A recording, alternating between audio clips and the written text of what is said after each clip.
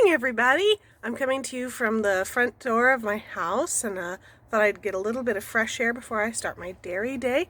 And so I wanted to invite you in to watch how I do my dairy each week. I try to do it on Saturday each week because that gives me a little bit more freedom. My husband's a little bit more available to help me with kids. And yeah, so come and join me as I do my dairy, and let's go. This is how you start yogurt. Get your crock pot, fill it with a gallon of milk, and turn it on low. You're going to wait for 2.5 hours with it on low, and then you turn it off. So now I've got my yogurt ready to turn off. So it just turns off, and then I set it for 2.5 hours, because when that 2.5 hours goes off, then I'll be adding a little bit of the starter culture yogurt to it. Well, it's been 2.5 hours since I turned off the crock pot, and now I'm going to be stirring in my starter yogurt. Normally I have my own starter yogurt, but the last time I made yogurt, we used some of it to make tzatziki, the cucumber dip thing. And my husband didn't realize I only had that 1 quart left, so he went ahead and used all of it, thinking I still had some more set aside, but I didn't. So the benefit is I get to show you how you start your first yogurt to begin with, and that is by grabbing some store-bought yogurt, because you are after the cultures in it. So plain yogurt, no sweeteners, no fruits, no other things. That's what you want, and you're gonna use about a cup of it. So yeah, you basically are after the cultures. So that's how you start it.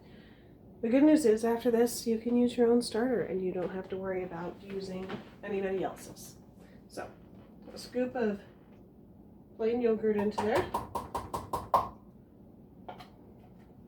You're going to want to stir it thoroughly.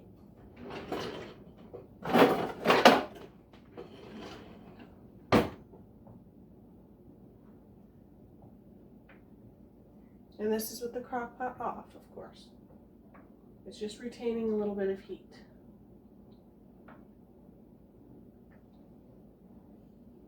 Now, I do this the day before so that it can rest overnight,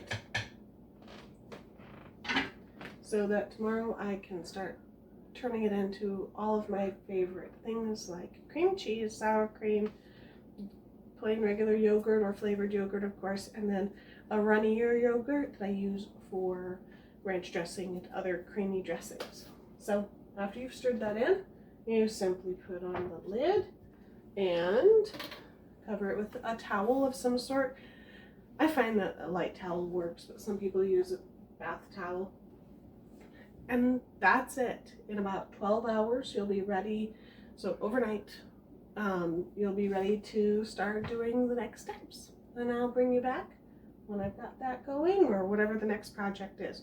Remember, I'm filming this the night before, so I still got to get my ducks in a row as far as what project I'll be showing in the next clip. So here we are, and we've got our yogurt ready to be strained. So I showed you that I started my yogurt yesterday, and now today we're going to work on straining it and getting it into containers and turning it into all of the other things that I use it for. So I will go ahead and get a measuring cup, and I'll just start scooping it into a bowl that has a colander and cheesecloth double layered on it, because we're going to let some of the whey drip out. Whey is the liquidy stuff that is part of milk, but when it's cultured, the whey separates from the curd. And so we're going to make this into cream cheese and sour cream. So about half of my yogurt is going to go into here.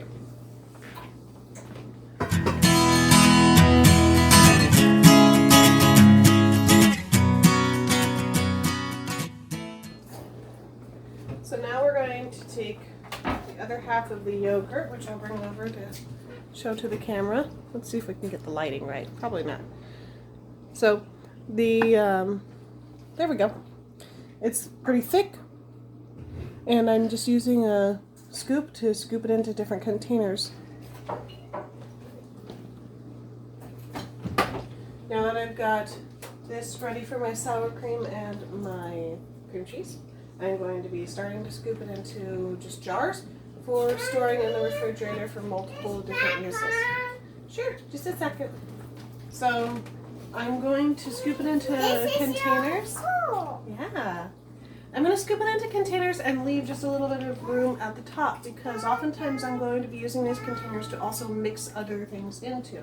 For example, this quart jar, I'm going to fill about 3/4 of the way or 2/3 of the way up, because I'm planning on doing a fruit flavored yogurt with it, and I have a 1/2 pint of canned berry preserves that I'll be mixing into it, and it's more convenient to just go ahead and mix it right straight into the jar.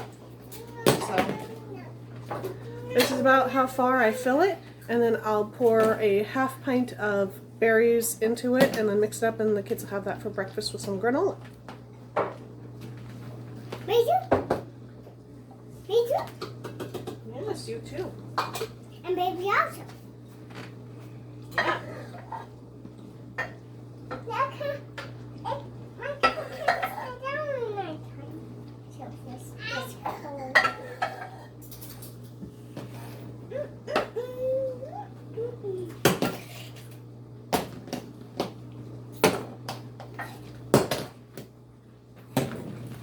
Now this one I may use for a ranch dressing, so I don't need that much room on the top.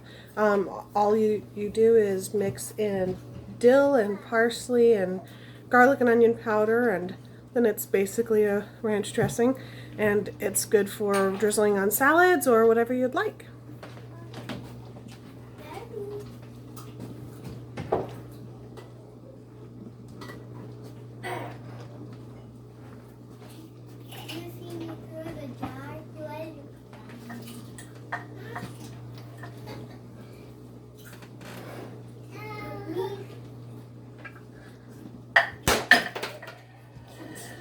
Margaret, please take that in the living room right now.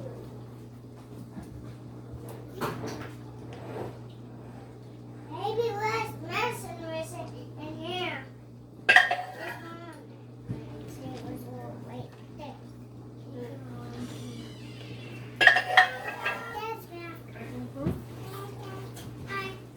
I've got more. We got more bananas. We got more bananas. They're red. Oh, those are raspberries. Yeah, I like raspberries. Raspberries and raspberries. We got more bananas.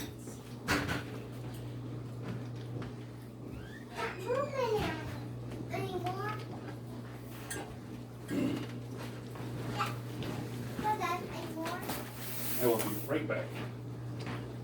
Can't wait to have lunch. Oh my gosh, it smells good. How is it, boys? Good. But I do eat it all the time, but I don't like it really well.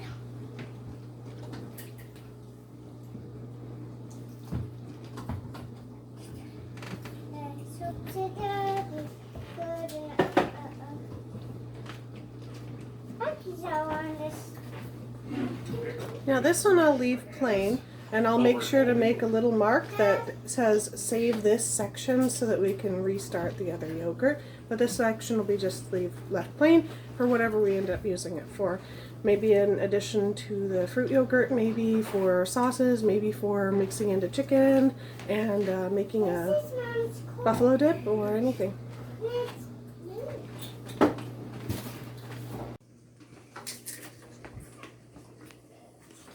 Is it good, guys?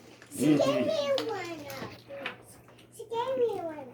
Oh, you lucky girl. Oop, That's okay. landed right side up. So you can write red on jars for with a permanent marker because it's actually not that hard to get it off. So I'm going to make a mark around here that says keep this so that we can do another batch of yogurt next week. And then otherwise I'm going to just write plain yogurt. The date is helpful if you are forgetful like me and can't remember when you made it. So I'll show you this thickening up yogurt. Basically we just want it to be thickening up, and I'll show you the way that's dripping out underneath.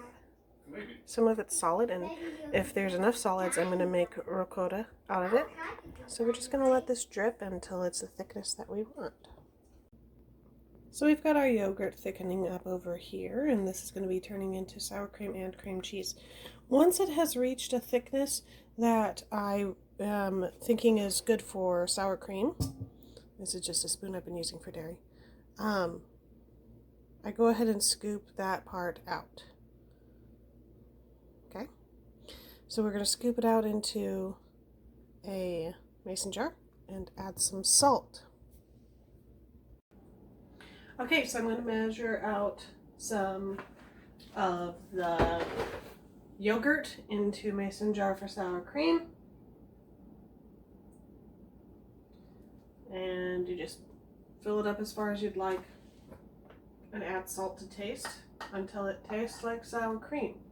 This is not a technical sour cream as far as what you would buy in the store, but it tastes just the same. If you want it thicker than this, you can absolutely let it set for a little bit longer, but this is fine for me, and so then I just mix in some salt, and then it's my sour cream for the week. What's that? That goes to the mixer. Should we taste this? Yeah. Okay. I'll taste some and you taste some. Some. It dripped, huh? That's okay. Tastes like sour cream? Okay. Let's taste that. Let's taste that one after it makes itself into cream cheese.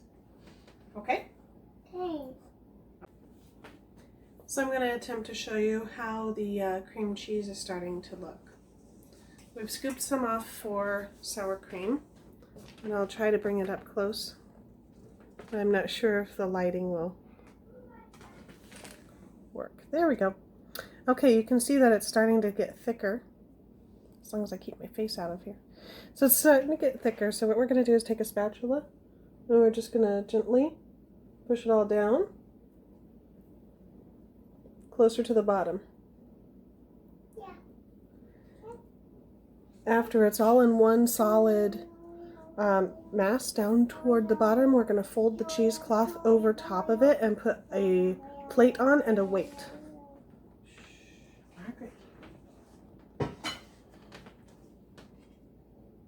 It helps if you just hold the cheesecloth up while you were doing it. That's me. Yeah, you're in there too, huh?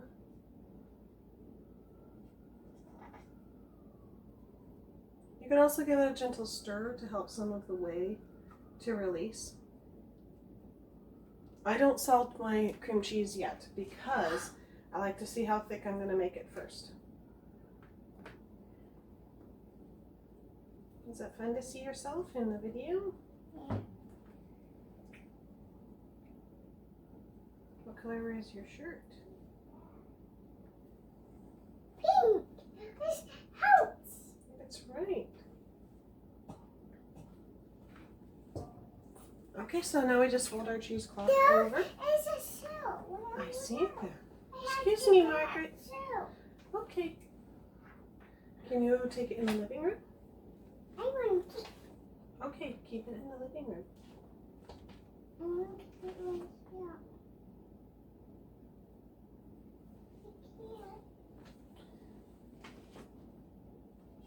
Is that a cheese?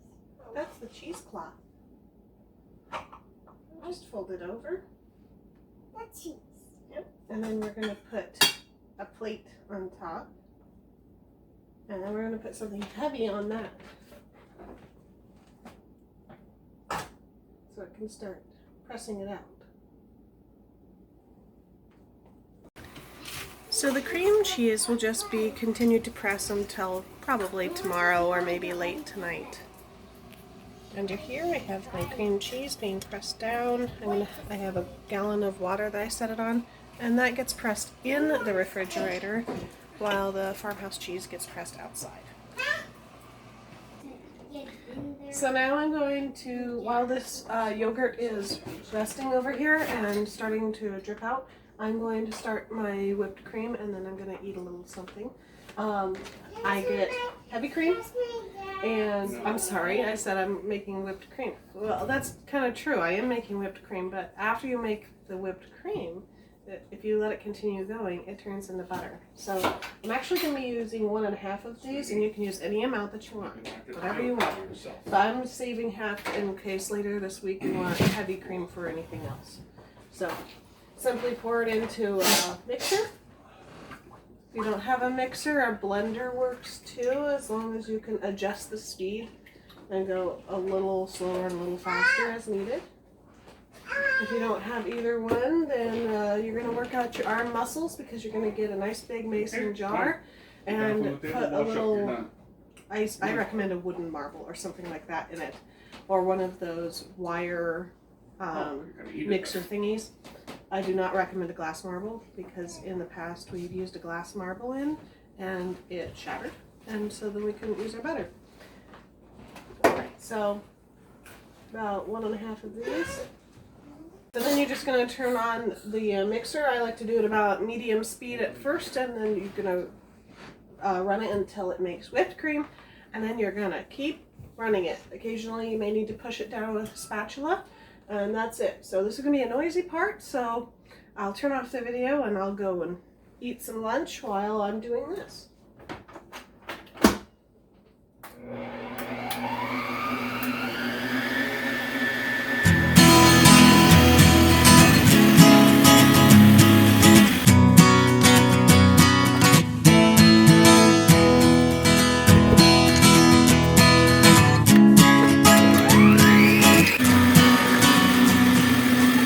So you'll see it starting to separate into chunks, and those chunks are butter. But you're going to want to continue to mix it for a little bit until they're a little bit more solid and your mixer starts to go like, hey, what are you doing to me? So we're going to do that.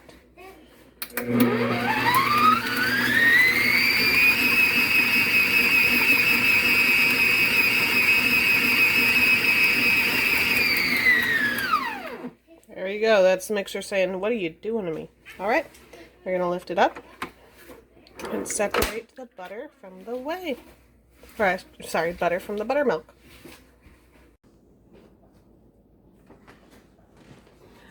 And so this is what you've got.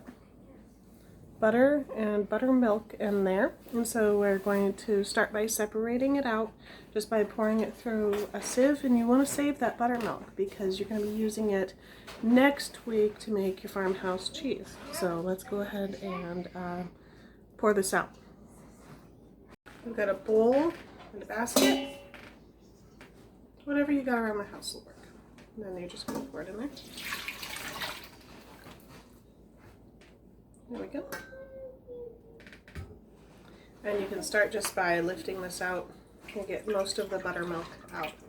And like I said, you're going to save this buttermilk. You're going to put it into a jar, and it's going to culture in your fridge for a week so that you can make a batch of farmhouse cheese next week. I like to leave my jar open, so buttermilk into a jar. Come on, buddy.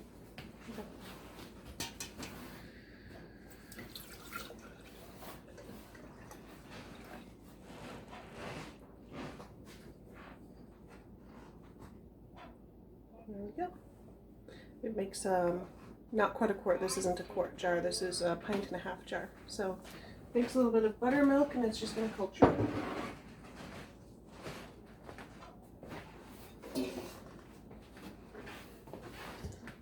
And now we have to work on our actual butter. So you're going to be massaging this butter first. until it gets most of the buttermilk out, and then you're going to be rinsing it in cold water and massaging it basically until it runs pretty clear, because if you leave too much buttermilk in it, it can cause it to start to spoil. So I'll get to massaging this butter.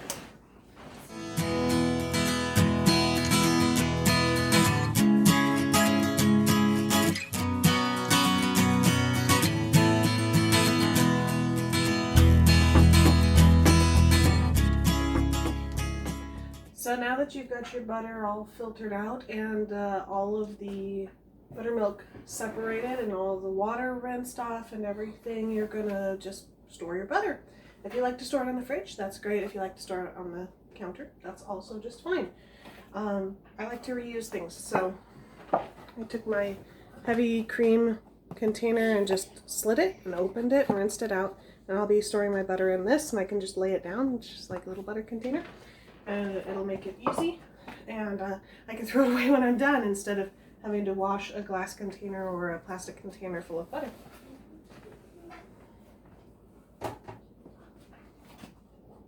So you just, so you can see it, just press it down in.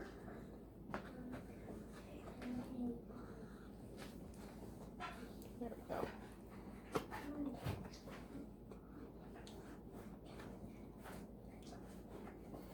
So 1.5 of these quarts of butter makes about 3/4 of a quart. So basically you can assume that it's going to be about half. Half of the amount of, half is going to turn into butter, half is going to turn into cream, buttermilk. So there we go. Butter is done, and I'm going to set the buttermilk into the refrigerator to culture for next week, and I'm going to start on my next dairy project after I wash up what I've used. So the next thing I'm going to be doing is starting my Farmhouse Cheese.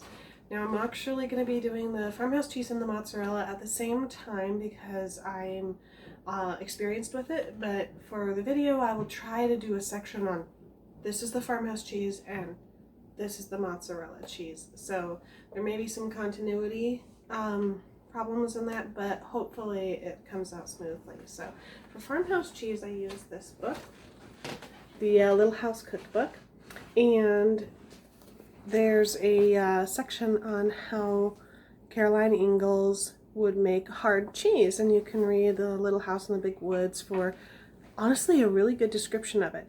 But they have here a explanation and recipe for it, and there's just my husband heading outside to the backyard, and then the method, including pictures. So this is my favorite way to make a hard cheese, and so I'm going to be following this recipe. It starts with ripening the milk. So you're going to pour 1.5 gallons of milk into a pot. I've got a 1 gallon in here already, and I'll go ahead and I'll pour the other 1/2 gallon in. And then I'm going to use the buttermilk that I made last week, there we go, to ripen it. Now, this is, from what I understand, is kind of like a replacement to modern cheese making, where you can get starter cultures. I think they usually start with the letter M. Anyway, so this buttermilk has just been hanging out in my fridge for about a week. Still smells sweet, does not smell bad. Make sure that it doesn't smell bad when you start, because if you add something bad in, it's just going to not work and it's going to be terrible. So we're going to start it by adding a little bit of buttermilk. I'll go ahead and add the whole jar. The next step you need to have some patience for. We're going to heat up the milk and buttermilk mixture very slowly to like a wrist temperature, and according to the book it's about 85 degrees. I have my thermometer here, and I'm going to turn my burner onto like a 2, maybe a 3, and cover it and let it heat up over the next half an hour. Now, again, for continuity, I'll try to put all of this in one section. But while I'm waiting for that, I'm also going to start on my mozzarella here in the other pot. Okay? I'll see you in the next step with the farmhouse cheese. So the farmhouse cheese has warmed up to 85 degrees. It's actually just a little bit over that, which is totally fine. The instructions say to mix your rennet with half a cup of water. There's 2.5 teaspoons of liquid rennet in here, although you can use the rennet tabs. I have not personally used the rennet tabs. So you mix it with some cool water, because as soon as this gets into the milk, it's going to start to coagulate. So you're trying to dilute it so that it can reach all the corners of the milk at the same time. And what you're going to do is turn off the heat, add this in, stir it very well, and then cover it and leave it.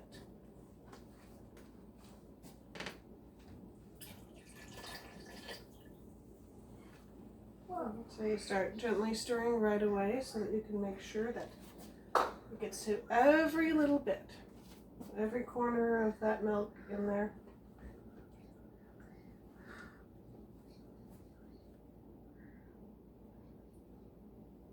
This is called setting it.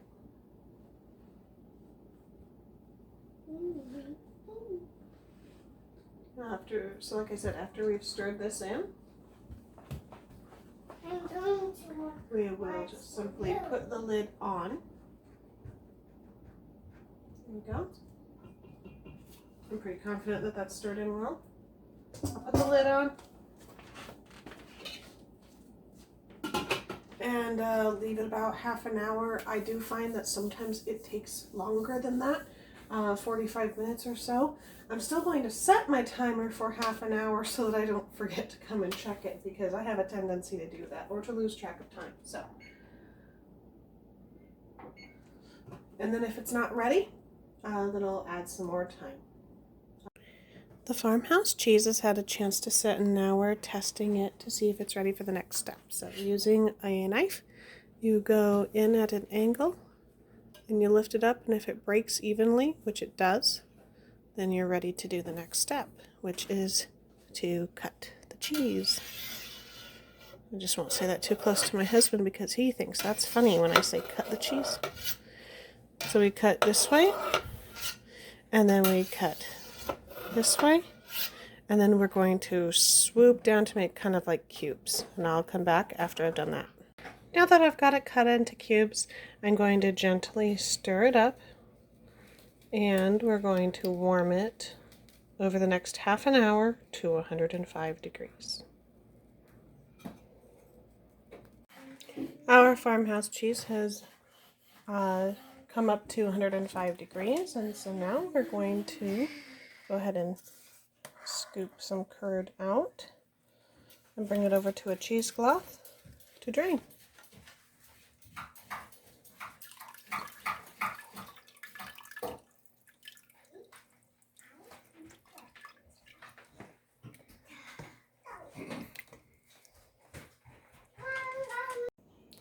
So now that we've got our farmhouse cheese all in here, we're just going to slowly kind of stir it up and get the whey out, and then we'll add some salt to taste. Okay, you want to have a taste of the cheese? Right? And then, what do you think? Is there enough salt to it? I think Kelly and Patrick would like it with a little more. What about you? I like it just like this.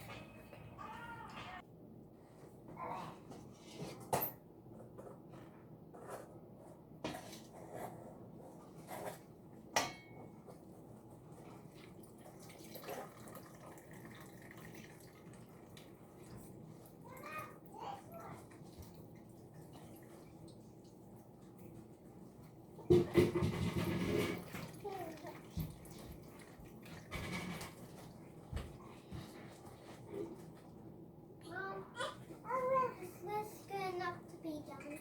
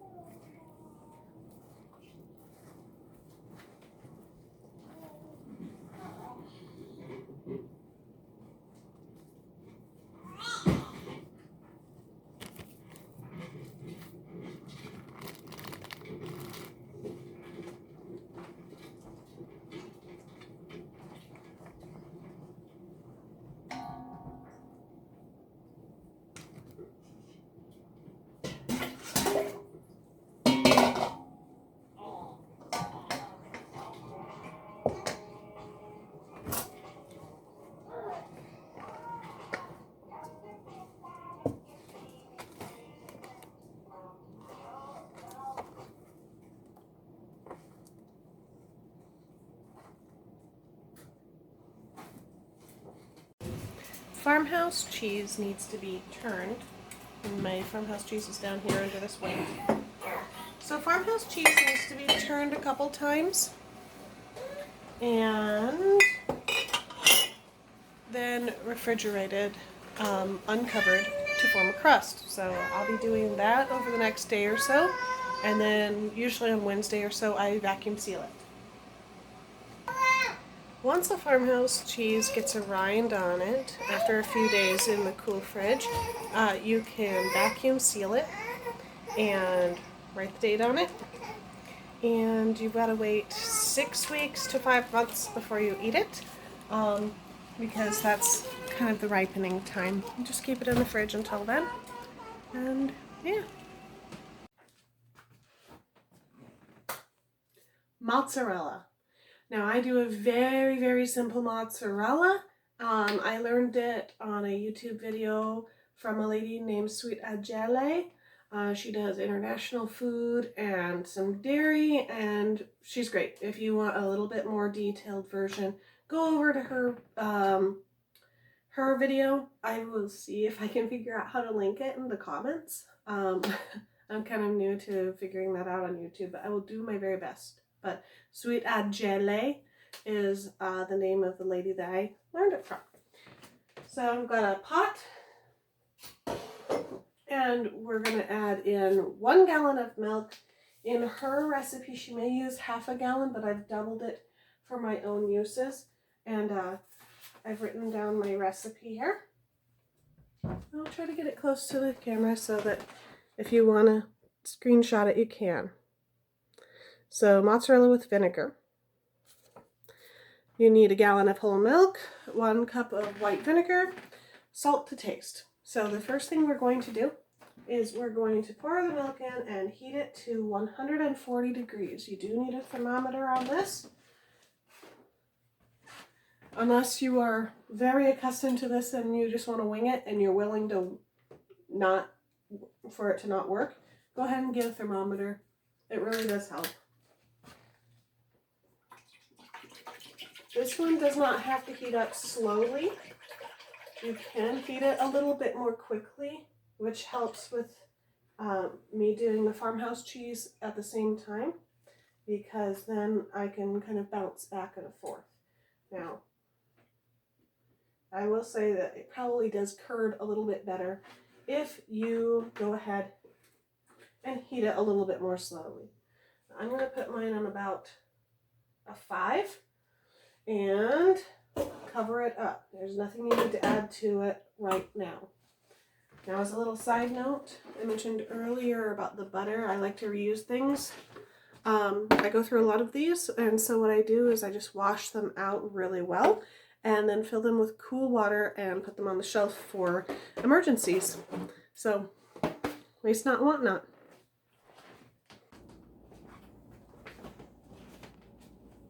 Okay, so mozzarella. We've got it a little bit over 140 actually, so it should be just fine, but just so you know, everyone makes mistakes or does things that are a little bit different. So it's a little over 140, and that should be just fine because this is a more simple cheese and doesn't require a whole lot of science behind it. So what we're going to be doing is actually just mixing in a cup of white vinegar and letting it set.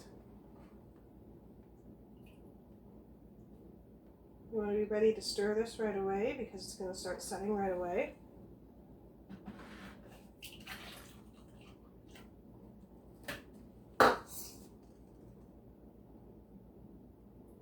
Simply stir it, and it's already starting to clot. Now I'll try to bring the camera over here so you can see what it looks like.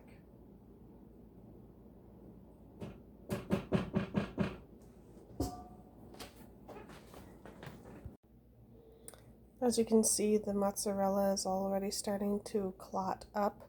I have found that if you let it rest in there for a while, it does a little bit of a better job at coming together. So we'll go ahead and put the lid on this one.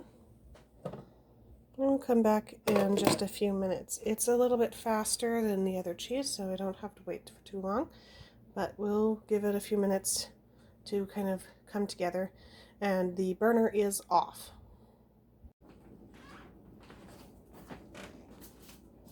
This is where things get fun but a little bit complicated with the mozzarella.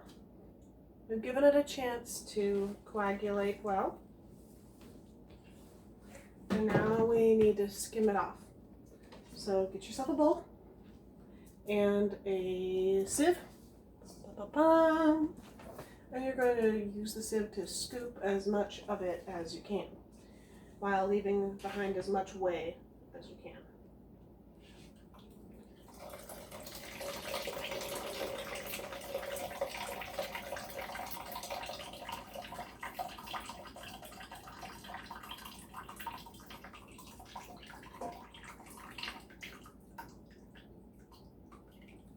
And just pop it into the bowl.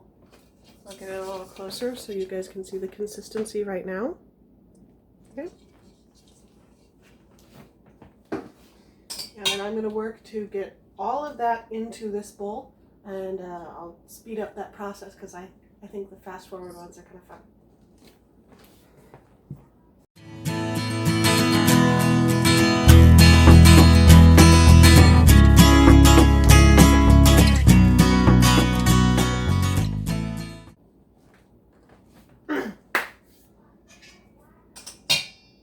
You're going to make sure you get your whey back into your pot if you've filtered it through, because we're going to be using this whey to help heat up the mozzarella in a double boiler. I feel that doing it in a double boiler is easier than Sweet Ed Gellé's method of dipping it back into the whey. Now, it may not be an accurate mozzarella, but it works really wonderfully for me.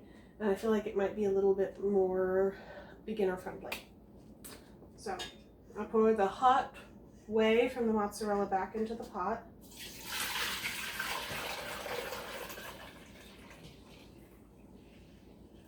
And I'm going to use the whey. I'm just going to heat up the whey instead of using water. And I'm going to make it into a double boiler for all the curd that I've scooped out.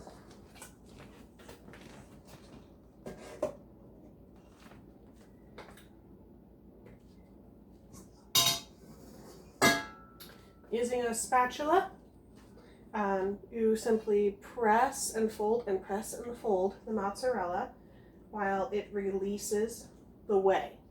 And every so often try to pour some of the whey off.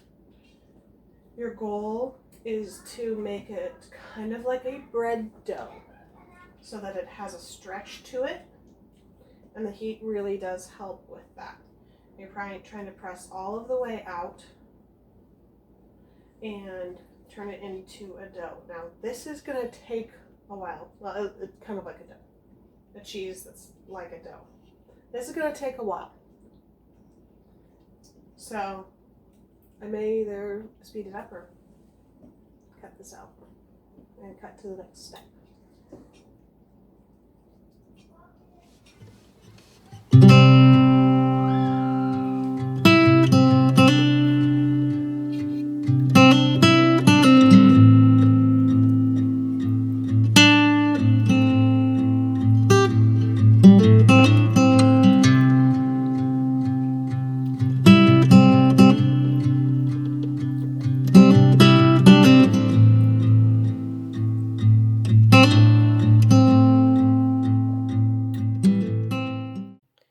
When it gets to this stage, I go ahead and add some salt and stir it in and just keep mixing until it comes together. It could be kind of difficult to get mozzarella to the right consistency using this method because it's a more simple method. So what I do now is I tie it up into a cheesecloth bag, and I'm just going to press it out to get any extra whey out. That way it's more shreddable, and that's about it for the mozzarella. My mozzarella cheese turned out okay, not quite as good as normal, and I think it's because I overheated the milk in the beginning. But it'll still work for what we need it for. If I get it cold enough, it'll shred just fine, and we can use it to top pizzas and things like that. And it'll be just enough cheese for my family to use on a regular basis.